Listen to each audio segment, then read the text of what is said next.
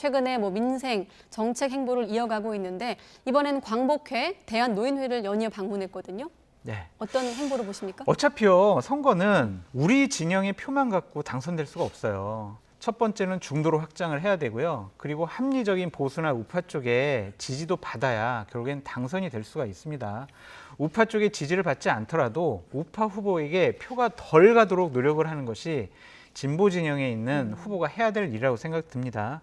그러한 노력 차원에서 광복회라든지 대한노인회를 갔는데, 광복회 같은 경우에는 또 지금 광복회 회장은 또 지금 진보 진영 인사가 좀 하고 있지 않습니까? 그런 면을 보면은 분명히 본인의 노력 여하에 따라서 광복회나 노인회의 표도 가져올 수 있다, 견인해낼 수 있다. 그래서 공을 들인 것으로 보여집니다. 네, 더불어 특별한 희생엔 특별한 보상이 필요하다는 어떤 전폭적인 지원도 약속을 하면서 애국심에 호소하기도 했습니다. 네, 그렇습니다. 노인회가 갖고 있는 의미는 크죠. 왜냐하면 지금 현재 물론 모든 연령대로 제가 나눌 수는 없겠지만 일반적으로 말씀을 드려보면 여러 가지 여론조사 결과를 보면 60대 이상의 어르신들의 지지율이 아무래도 국민의힘 쪽이 더 강한 상황이에요. 그러니까 그런 상황이라고 보면 이재명 후보 입장에서는 그분들의 마음을 얻는 게 중요하죠. 그리고 대한노인회는 그 노인분들을 대표하는 기관이지 않습니까? 그 기관의 회장을 만나서 그 회장님이 그렇게 요청을 하셨잖아요. 100만 원 정도 좀 지원을 했으면 좋겠다라고 얘기를 하고 그걸 적극적으로 검토하겠다. 물론 당장 하겠다는 말씀은 아니지만요. 그렇다고 하면 노인분들의 마음이나 노인 복지 정책에 대해 좀 더 관심을 갖고 정책을 펴는 것은 지금 이제 이재명 후보가 갖고 있는 약한 부분을 강화시킬 수 있는 요소 작용할 수 있다는 점이고, 또 이재명 후보는 광복회를 만나서는 이제 친일 행적을 하신 기관장들의 기록을 남기겠다고 그랬어요. 그분들을 처벌하겠다는 게 아니고 그분들의 양력 속에 그런 부분을 포함시키겠다는 거, 역사적으로 의미가 있다고 저는 봅니다. 본인이 경기도지사를 하면서도 역대 경기도지사 중에 친일 행적이 있는 분들을 양력의 밑에 부분에 집어넣었어요. 그것도 의미 있다고 생각합니다. 그래서 이런 부분들에 대해서 일정 부분 애국심이라고 하는 부분, 특히 이제 친일 행적에 대해서는 우리 국민들이 민감한 사안 아니겠어요. 이런 부분들을 강조해서 본인의 애국심에 대해서 좀 더 강조하는 부분은 국민적 지지, 특히 중도층의 지지를 끌어오는 데도 중요한 역할을 할 수 있다고 생각이 됩니다. 네, 자 그러면 노인 기본소득 지원 이제 언급하셨으니까 바로 이재명 후보 얘기 듣고 장 교수님 얘기도 들어보도록 하겠습니다. 보편적 노인 기본소득 형태의 국가 지원이 필요하다, 이 말씀에 매우 공감이 많이 갔습니다. 우리 회장님께서는 월 1인당 100만 원 이렇게 목표를 말씀해 주셨는데, 그렇게 쉬운 일은 아니지만 실제로 우리가 언젠가는 도달해야 될 목표인 것 같습니다. 네, 이재명 후보가 여기 지금 대목 중에 쉬운 일은 아니지만이라는 대목이 좀 눈에 띄기도 합니다. 그러니까 노인 수당이 있고 노인 요양 수당이 있고 지금도 어느 정도 제가 보니까 한 2~30만 원씩 이렇게 나가는데, 이것을 100만 원까지 확대를 하려면 국가 재정이 상당히 부담이 될 거예요.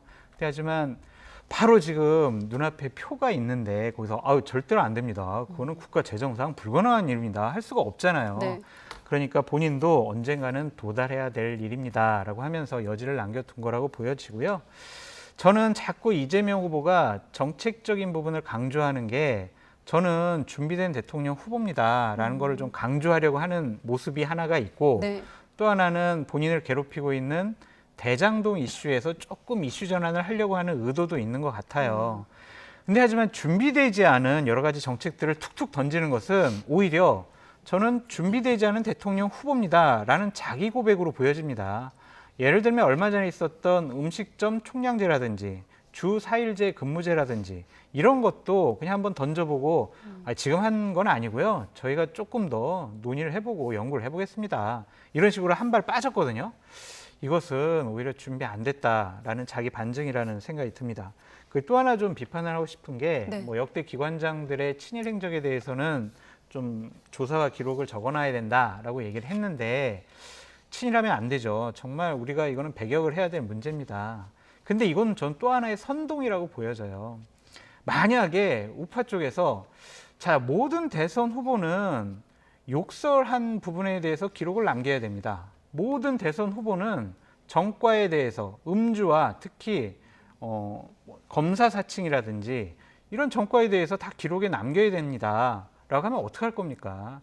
그러니까 자꾸 이런 식으로 편을 가르고 한쪽 진영에 타격을 주기 위한 모습을 보이는 것은 대통령 후보답지 못하다라고 말씀드립니다. 최 교수님 왠지 네. 덧붙이실 말씀이 있으실 덧붙일 것 말이 같은데. 있죠, 당연히. 네. 그러니까 두 가지 말씀하신 음식점 총량제 문제나 아니면 주 4일제 문제는 그냥 툭 튀어나온 게 아니고 이미 민주진영에서 또는 민주당 내에서 또는 이재명 지사 입장에서는 많이 고민한 얘기예요. 물론 실행하는 데 있어서는 국민적 합의가 필요하기 때문에 시간이 필요하지만 이걸 그냥 툭 던진 게 아니고 주 4일제 같은 경우는 전 세계적으로 하고 있는 데도 많이 있습니다. 지금 유럽이나 이런 나라들은 실행하는 데도 많이 있고요. 실험적으로 일본 같은 경우도 몇 개 기업이 이미 실행하고 있어요. 그리고 코로나19 이후에 사실은 이제 대면보다는 비대면으로 회의를 하거나 아니면 영상으로 회의를 하는 일들이 좀 잦아지면서 주 4일제 근무가 하나의 대안으로 떠오르고 있고 논의 대상이 되는 것입니다. 그래서 이게 툭 튀어나와서 그냥 던진 게 아니고 오랫동안 고민하고 있는 내용을 던졌고요. 물론 이게 실행 과정 가는 데는 아까도 말씀드렸듯이 국민적 합의가 반드시 필요해요. 그래서 시간이 필요하다고 말씀을 드린 것이고 그다음에 이제 친일 행적 관련해서 우리 장 교수는 욕설 이런 얘기를 하셨는데 욕설과 친일은 다르다고 생각해요. 저는 그건 차원 자체가 다르다고 보고요.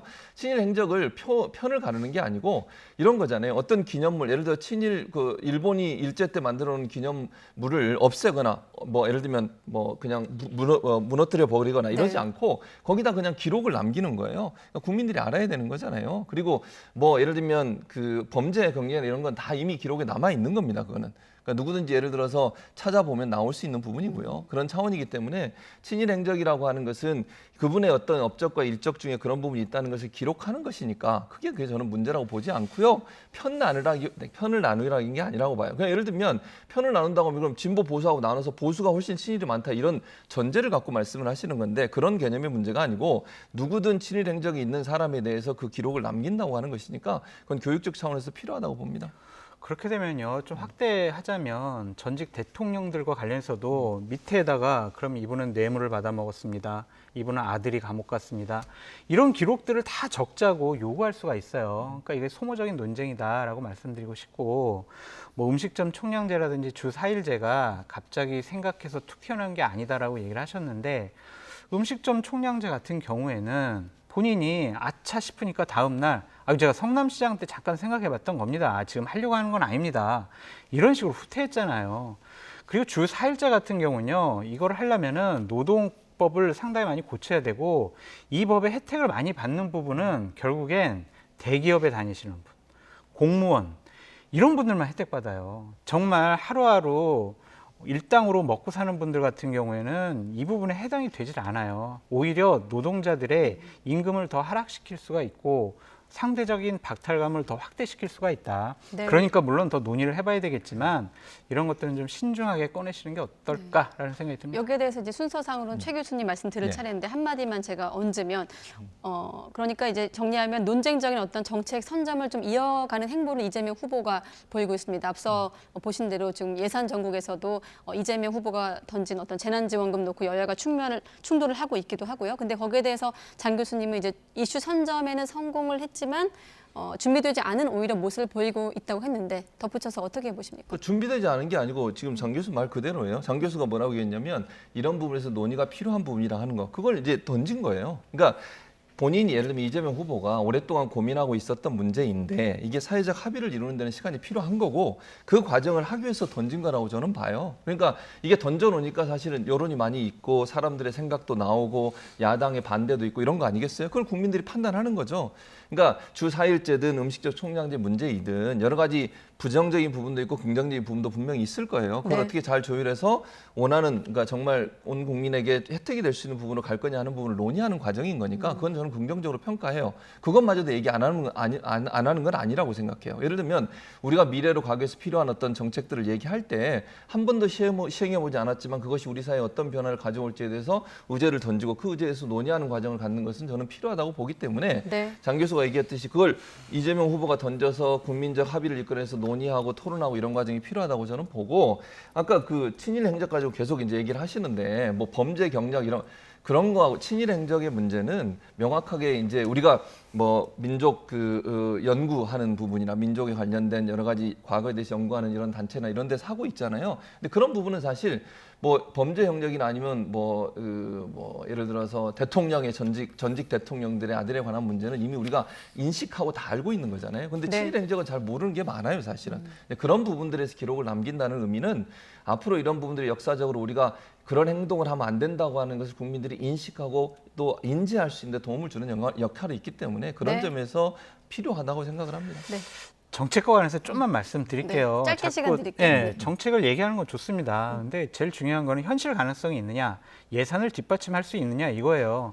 만약 다른 후보들이 자 아이를 우리가 저출산이 문제니까 아이를 한 명 낳으면 1억 드리고 두 번째는 2억 드리고 세 번째는 3억 드리겠습니다. 이런 식으로 정책을 던지는 게 맞습니까? 그럼 이것도 논의해가지고 안 되면은 안 하는 거고 좀 더 나은 방안을 마련해보자. 이거는 소모적인 논쟁이라니까요. 그러니까 현실 가능성이 있는 정책을 제대로 내세워야 된다라고 말씀드립니다. 네. 자, 이재명 후보 포함해서 이렇게 대선 후보들이 화두로 던지는 공약들이 말씀하신 대로 실제로 정책으로 연결되는지 아닌지 우리 유권자들이 좀 눈을 부릅뜨고 지켜봐야 되겠습니다. 자, 이번엔 민주당 이렇게 이재명 후보를 좀 지원할 선대위에 닻을 올리고 대선 체제로 공식적으로 이제 전환을 했습니다. 1차 인선안 뭐 두 분도 보셨겠습니다만 앞서 저도 리포트 앵커멘트로 얘기했습니다만 한때 저격수였던 일단 서른 의원이 가장 눈에 띄긴 합니다. 두 분은 어떻게 보셨습니까? 일단 서른 의원하고 홍영표 의원이 눈에 띄죠. 왜냐하면 이낙연 후보 측에서 가장 앞장서서 이재명 후보를 공격했던 그것도 뭐 강하게 공격했던 분들이잖아요. 이런 분들이 선대위원장에 공동 선대위원장에 들어왔다고 하는 것은 시사하는 바가 크다. 전체적으로 보면 그러니까 이재명 후보를 중심으로 해서 선대위가 하나의 어떤 원팀을 이루는데 아주 중요한 역할을 하는 선대위라고 저는 보여져요. 저런 부분들이 보는 시사하는 바가 크거든요. 왜냐하면 네. 지지자들 입장에서도 저런 분들이 나가서 이제 이재명 후보를 위해서 발언도 하고 이재명 후보를 돕는 입장에 서게 되면 아 이재명 후보로 하나 되고 있구나 민주당 이런 의미를 충분히 보여줄 수 있다고 저는 생각해요. 네. 김영주 의원 같은 경우도 다른 분을 지지했던 분이거든요. 그런 분이 들어오신 것도 의미가 있다고 보여지고 그래서 이제 공동선대위원장 12명의 면면을 보면 같이 경선에서 띄웠던 후보들하고 네. 그리고 나서 다른 후보들을 지지했던 분들이 함께 연합해서 활동을 함으로써 소위 영광로 선대위라고 하는 원팀을 이루는 데 아주 중요한 시사점을 보여줬다. 그것이 국민들에게 보여지는 면도 있고 또 민주당 지지자들이나 아니면 중도층에 있는 분들 입장에도 안정적으로 이재명 후보의 선대위가 출범을 하고 있고 네. 진행이 되고 있구나 이런 얘기를 보여주기 때문에 저는 상징적으로 의미 있는 그런 선대위다 이렇게 볼 수 있을 것 같습니다. 저는 상징적으로 형식적인 선대위다라고 말씀을 드리겠습니다. 그러니까 물론 안 하는 것보다는 난데 형식적이에요. 지금 공동선대위원장 분들을 보니까 네. 기본적으로 원내대표 했던 분이거나 아니면 상임위원장 했던 분으로 보여집니다. 이제 뭐 상임 고문도 있고 뭐 선대위 고문도 있고 이렇게 형식적으로 해서 많은 분들을 선대위에 포함시킨다라는 형식적인 의미가 있다라고 보여지고요. 쉽게 말해 좀 흔한 말로 감동이 없다 이렇게 그렇죠. 보시는 거군요. 아니 근데 저는 어느 당이나 마찬가지예요. 똑같은 건데 제가 이제 선대위를 해보면 가장 중요한 자리가 있어요. 네. 뭐냐면 총괄 선대 본부장이 누가 되는 것이냐라는 것과 총괄 상황실장이 누가 되느냐. 이분들이 거의 선거의 실무 핵심 기획을 하고 지시를 하는 분들이거든요. 이 두 자리에 누가 가 있느냐를 우리 봐야 되고 또 하나는 비서실 팀에 메시지 팀장과 일정 팀장은 누가 하느냐. 이것이 가장 핵심이에요. 선거를 치를 때. 그래서 다른 부분들은 다 뭐 형식적으로 연륜과 뭐 직책에 맞는 분들을 넣겠지만 이 네 가지 직책만큼은 누가 가는지를 눈여겨봐야 될 것 같다라고 말씀드립니다. 일단은 지금 뭐 개문발차 형식으로 띄우되 추가 인선은 이제 완료될 때마다 공개하기로 했는데 교수님은 어떻게 보십니까? 그러니까 앞으로 누굴 좀 영입을 해야 이를테면 감동이 있는 걸까요? 감동은 지금 그건 장 교수 개인 생각이고요. 그러니까 물론 장 교수가 말한 것처럼 기본적으로 모든 정당들이 사실은 네. 개별적으로 이런 선대위를 꾸려요. 거의 모든 사람이 들어오죠. 근데 그걸 네. 지금 이제 마치 민주당 선대위가 그런 것처럼 얘기하시면 안 되고 형식적이다 이런 식으로 해요. 이게 아니 저 여야 모든 당이 다 그렇다고 얘기 그러니까 드렸는데요. 앞부분에 그러니까 그 뒤에 부분 그렇게 얘기했는데 앞부분에 얘기한 발언에서 제가 얘기를 하는 것이고요. 지금 말씀하신 것처럼 기본적으로 선대위를 꾸릴 때는 거의 모든 이제 가용 가능한 인력들이 다 들어와요. 그리고 이제 제가 상징적으로 얘기하는 게 왜 중요하냐면 이게 보여주는 면이 분명히 있어요. 그러니까 실제적으로 역할을 하면서 가장 중요한 역할을 하는 사람은 따로 있을 수 있어요. 충분히. 그건 그럴 수 있지만 네. 홍영표 32분이 들어왔다는 것 자체만으로도 사실은 큰 의미를 가진다고 저는 봐요. 그 상징성이 보여주는 의미는 원팀이 되고 있다는 명확하게 보여준다고 보여지고 또 하나 이제 선대위원장 플러스 알파라고 얘기해서 오늘 13명이거든요. 네. 지금 12명의 플러스에서 송영길 대표까지 13명이고요. 거기에 플러스 알파가 있다고 얘기했는데 아마도 참신한 인물이 들어올 가능성이 있다는 생각이 듭니다. 뭐 저는 누구라고 제가 알고 있는 건 아니고요. 아마 좀 젊으면서도 여성일 가능성도 있고요. 우리가 생각하는 기존에 지금 지금 장 교수가 얘기했듯이 기본적으로 늘 선대에 들어왔던 경력 있는 분을 알고 네. 새로운 어떤 그 신선함을 줄 수 있는 그런 분이 선대위원장으로 들어올 가능성은 열려 있다. 이제 그런 분들이 아마 들어오게 되면 또 다른 어떤 그 새로운 신선함을 보여줄 수 있는 기회가 될 거라고 생각을 합니다. 네, 알겠습니다. 추가 인사는 또 추후 발표되면 또 여러분과 함께 다시 이야기를 하도록 하겠습니다.